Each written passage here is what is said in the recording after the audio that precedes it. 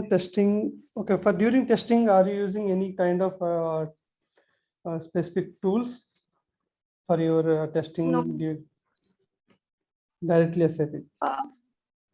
Yes, directly SAP. Once we have used some HP, I'm not recalling it. Say once for NRTs. In that we have stored our results. That some HP tool is there. HPLM, But HPLM. that we were running the tests on SAP, but getting the screenshot and attaching my results to it, and then pass.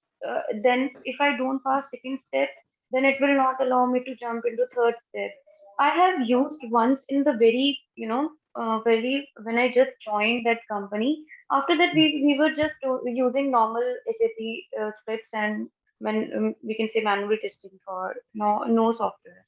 Yeah, those kind of softwares only to they will help to generate user manuals automatically based on our screenshots. Okay, it will give you the steps also, like what kind of go to the screen and input this material, like that. Also automatically user manuals can be generated, and all these test results will be stored in the respective folders, okay, UAT folder, SAT folder, like that. Okay, that kind of tools will be helpful for simplify and better reporting of testing.